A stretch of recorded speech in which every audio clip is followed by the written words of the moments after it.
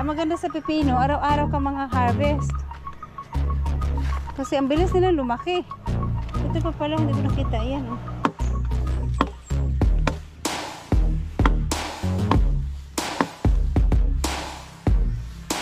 Puto nito kasi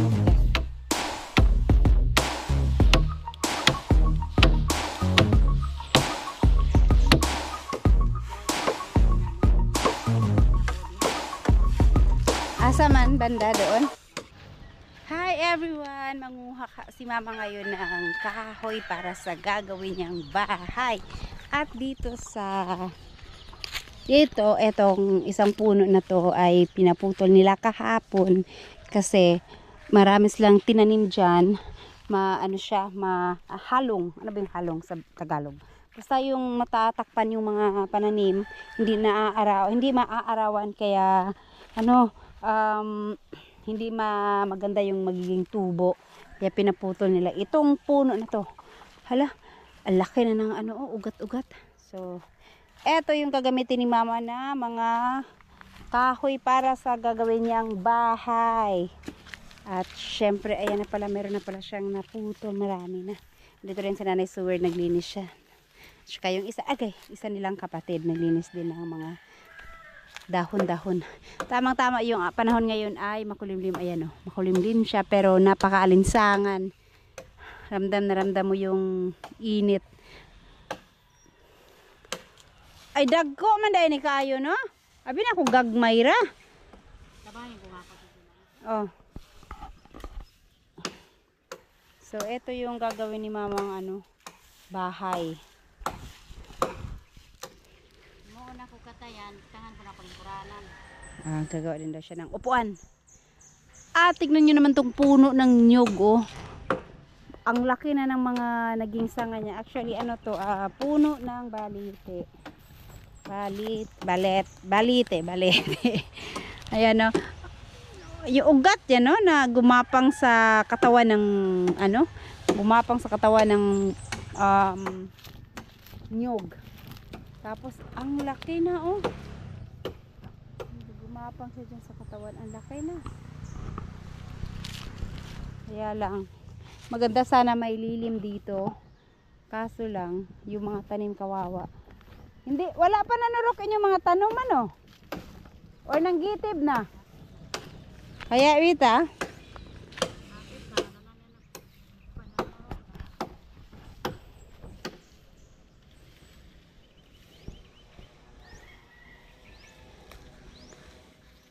sige naman, kulog-kulog.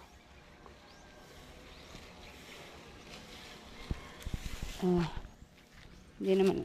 Ayaw ko dito dumaan. Baka mamaya malusot ako dyan. Tingin ko sana yung mga tanim ni mama dun. Nagsipag nagsipaglabasa na unti-unti yung kasi pang 3 days na ata to ngayon. Kaya nabuhay na yung mga tinanim niyang kangkong dyan. Pero hindi lahat kangkong ang tinanim niya dyan. Imo aya, nanurok na imo aya? Imong tanom dana? Oo. Ha? Nanurok na po. Iya, laba tayo. Way. Kangkong man tanan.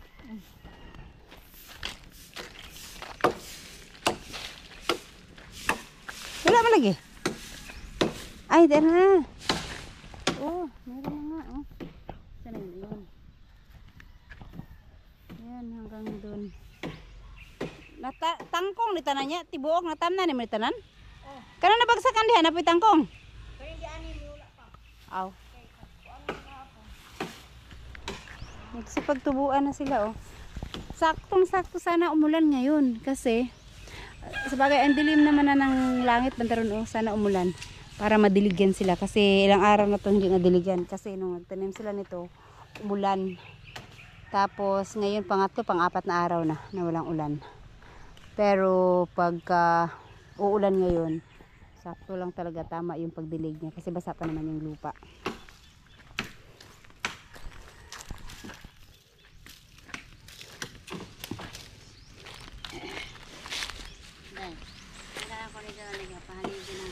Oh, kana mo.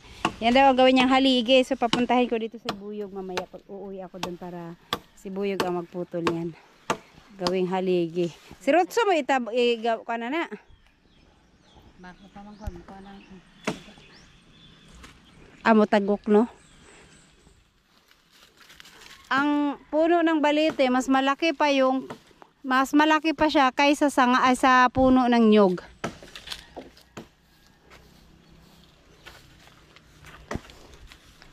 Yung nakatira dyan, pinapaalis na ni karak. Kaya nga, isang palong siya. Ay, sabi kasi po nila, pagka may ganito daw mga balete, may mga nakatira daw. Kaya pagka nagputol sila, nagpapaalam muna na, puputulin namin to, ganito, ganyan. Tapos, hindi nagpapaalam. Napalo siya sa ulo. Kunwari, napalo. Nabagsakan yung nagputol nito, nabagsakan yung ulo niya ng sanga. Kaya nag-anuhan sila na, yan kasi hindi ka nagpaalam. Sabi naman nung nagputol, wala kasi dito yung may-ari, nasa abroad. Wala yung nakatira dyan, nasa abroad. Sinabi ko naman, walang tao dyan kasi nandoon sa abroad. Namasyal. Baka biglang umuwi, ayun, napalo yung ulo ni Karak. Kaya takot sila magputol, magsunog ng mga puno-puno sa mga ganitong balete. At pagka talagang pinuputol nila, nagpapaalam.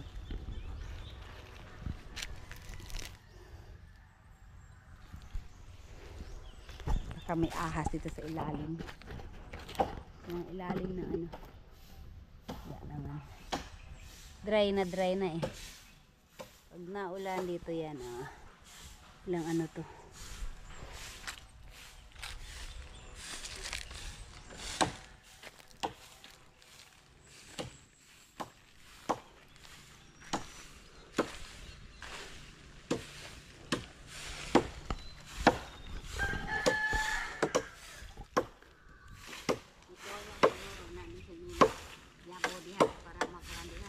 Asa man banda doon?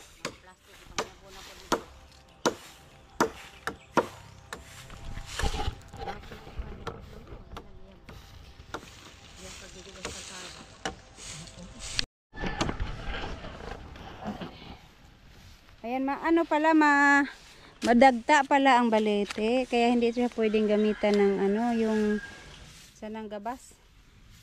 Didikit sa niya, yung dagta. Itak-itak lang. Dana, ganyan. Kaya rabat ni John. Asa man imuon ni mong poste? Haligi. Gagawin niyang poste. Para sa Parang di na mag pagkasunod na po, maghilog na po. grabe ka ma. Himuon naman yung poste sa imong damong balay. Huwag ka lang mag Gagawing bahay ni Mama ay bahay ng balete. Hala, di ba mabuhay man yung mga sangaanig itanong iugsok? Parang sa susunod, hindi na maghanap. May na. Kasi mabuhay to eh. Alam ko. Parang sabay tawag aning kuan? Madre de cacao. Yung ganyan Pagka nagturo ka dyan, nagtiri ka dyan ng isang sanga, nabubuhay siya.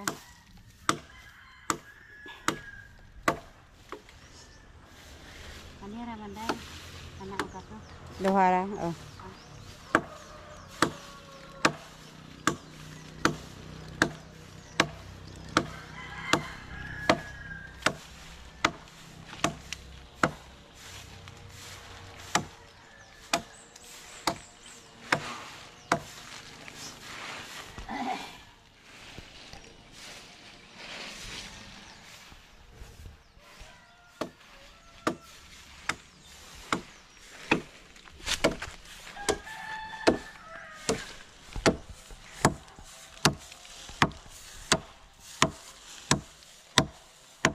Hindi rin ito kadapit nagputol. Kaya ang sanga niya, tanawa. Nada ko ha naman. Yan, mamabok na po ito.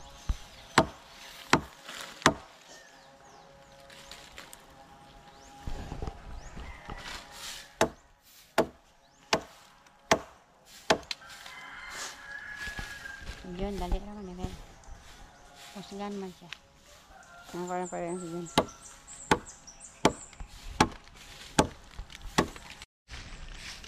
Ayan guys, at kailangan namin itong mahakot kasi uulan na. Kaya dapat nandun sa gilid.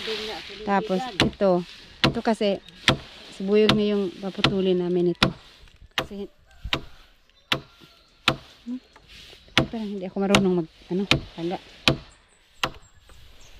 Tapos pauwiin ko muna si mama. Tapos puntahan niya si Buyog para para siyang magtuloy magputol nito kasi matigas.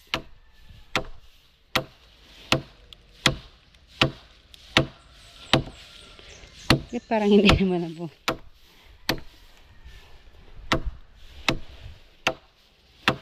No?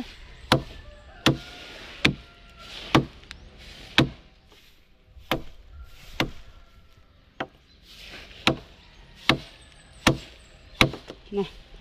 Ay, ano.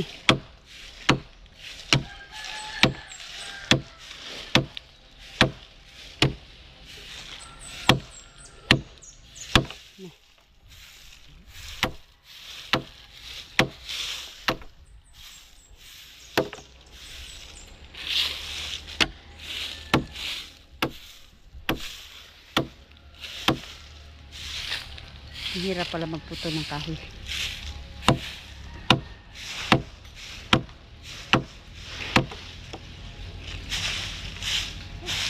Gahiya man kayo. Murag di man maadutlan.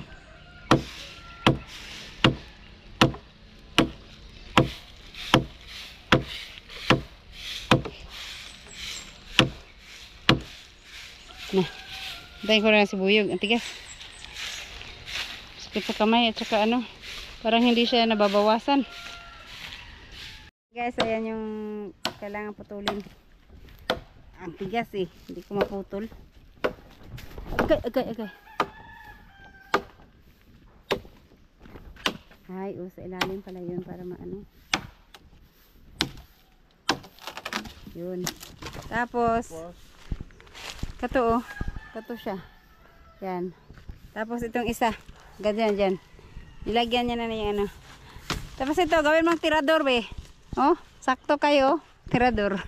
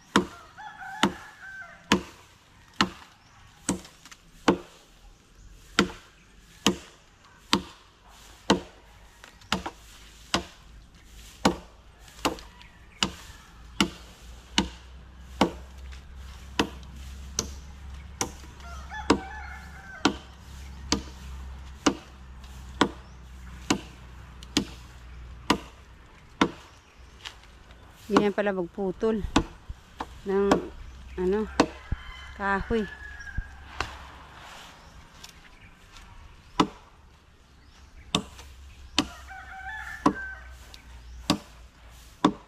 Madali lang Mabuhay man to. Balete man Yun, at saka yung isa, itong isa.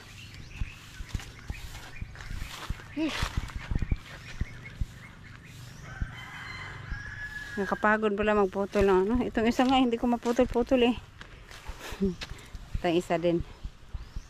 4 na poste. Init ko kayo. Suyo pa na gana ni kabungot dito sa tabay. Para lang magkalaman ng tubig. Wala na ng tubig. Ayan, kunting-kunti. Saan na yung mga isda dito? Wala na magod. Na siguro na ikuan. Ang singalan atong musuksok og lapok. Dalag.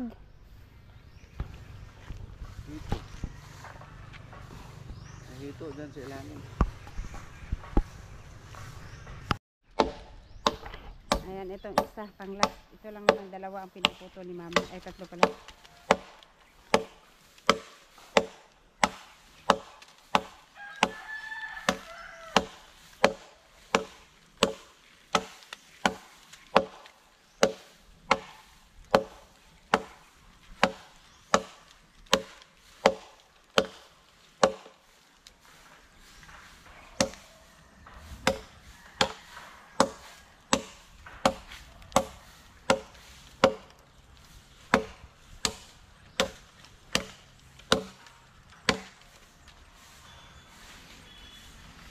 Purol na masalat.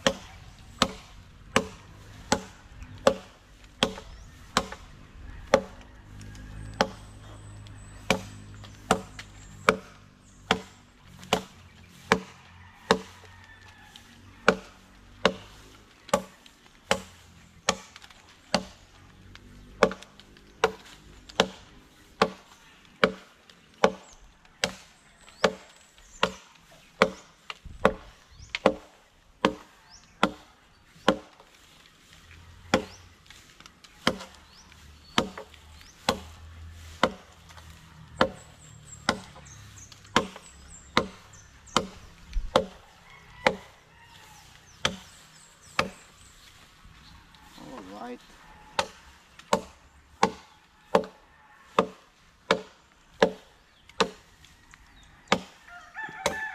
Yan, tapos dalhin namin doon sa tatayuan ni mama ng bahay.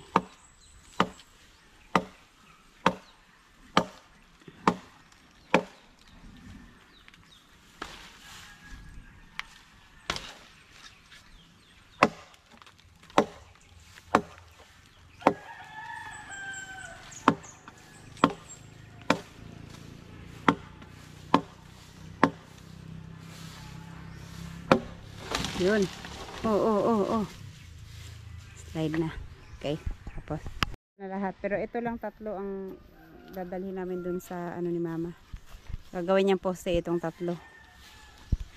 At syempre abigat niya kasi buyo ang magbitbit. Itong isa at saka yung isa pa.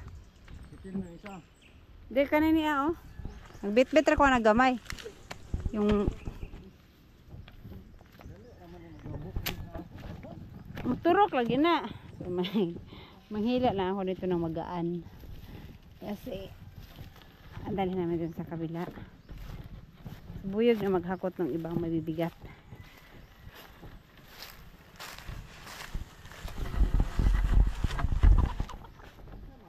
Dito sa ano, sa taniman ni mama. Doon siya gagawa ng bahay. Oh. Yan sa malinis na. Bigat din pala to. Basta bagay, basang basa pa kasi to.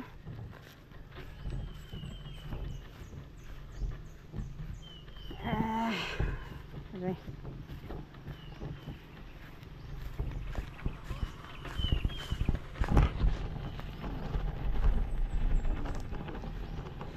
Doon yung may mga stick. Okay.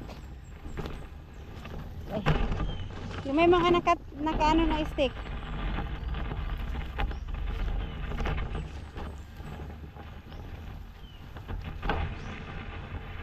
So dito pala nagtanim siya ng ano, mga kamote din.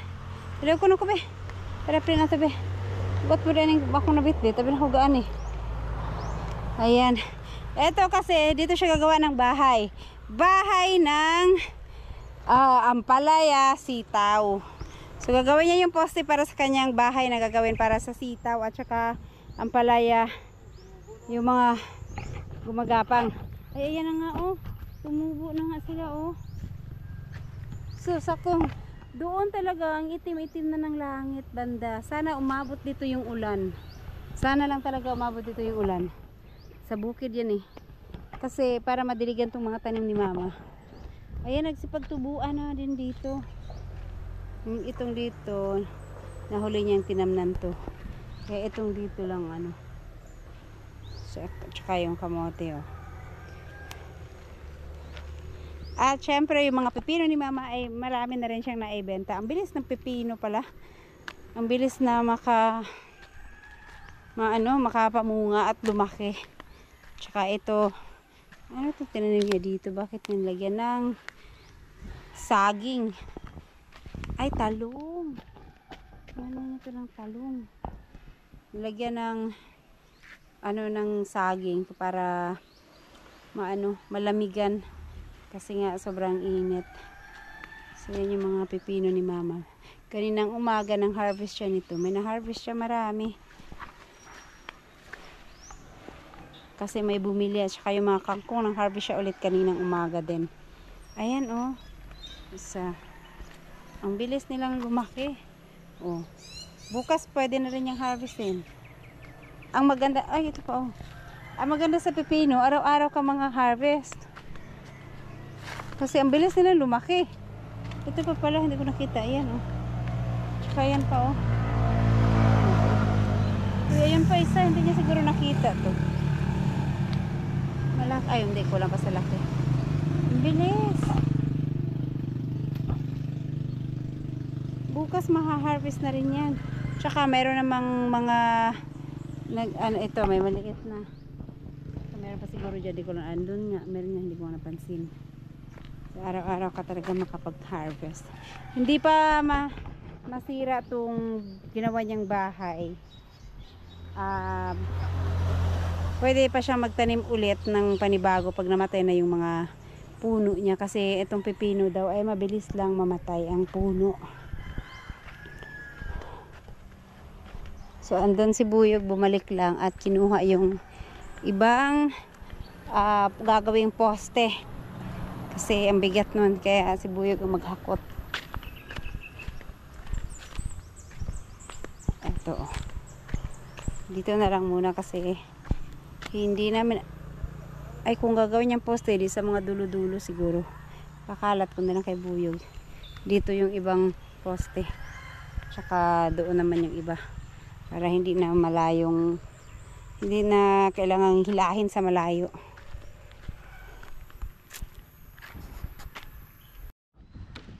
Ayan guys, Operation Dennis pa rin sila dyan sa mga dahon ng puno. At nakakot na lahat ni Buyog yung kahoy kanina nandun sa gagawa ng bahay ni mama. So eto nililinis na lang nila para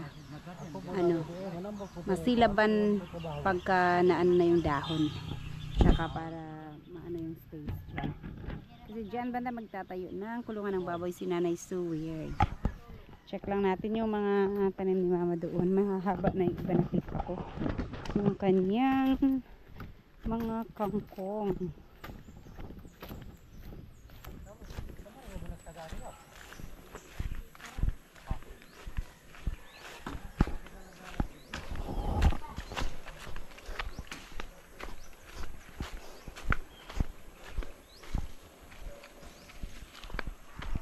Yeah. Ay, eto nga oh, ang dami. Nabuhay naman lahat.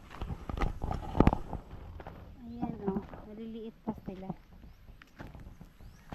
Madami na parang palagay ko nabuhay naman lahat.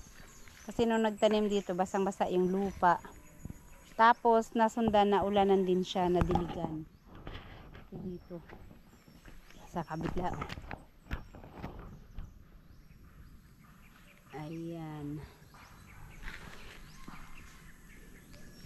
Hanggang dun yun sa dulo. Pati itong dito. Sa bawat puno, marami yung na tubo. Kasi, basta kung ano yung nadampot nila, hindi na nila binibilang. So, may 3, may 4, pero meron ding isa lang, o kagaya nito isa lang. Siguro yung iba hindi nabuhay. Tapos ito, o kagaya nito, 2, 4, 5. Yan, marami. Tapos yung iba siguro hindi nabuhay kaya may isa. At least may nabuhay naman kahit na nag-iisa na lang. Ayan. Yan dun. So dito oh. Marami. To yung tinaniman lang ni mama dun sa tabing kalsada eh. Konti lang yun. Pero ang dami na niyang na-harvest dun. Nakailang benta na rin siya. Kaya itong dito malamang sobrang dami niyang ma-harvest nito. Kahit naman na tutubigan na to pag nataong uulan na. maganda pa rin naman ang kangkong sa may tubig. Pag hindi siya panggulay, pwede naman yung pambenta para pagkain ng baboy. So ayan, madami siya. Mas malawak ata to kaysa dun sa ginawang taniman ni Nanay Suwird. Mas mahaba siya, pero hindi siya kasing lapad nung kay Nanay Suwird. Pero ayun, marami pa rin yung naitanim nila. Tsaka maraming nabuhay. Ay, yung baka. Alright, balik na ako doon.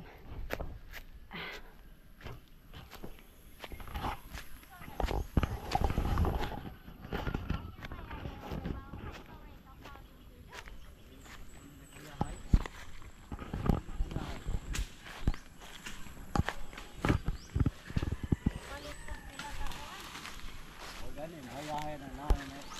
Nakatulog na simenteryo. Pahitay ka na buhi, no? Taon, buwak man ka magminyo ko trunoy. Ano, tapoy ka sa ninyo. Ano man? Mura gyapon. Kay?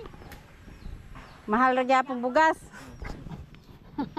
Mariam, bukan? Mahal gyapong bugas. Asa na mag-imong asawa ro?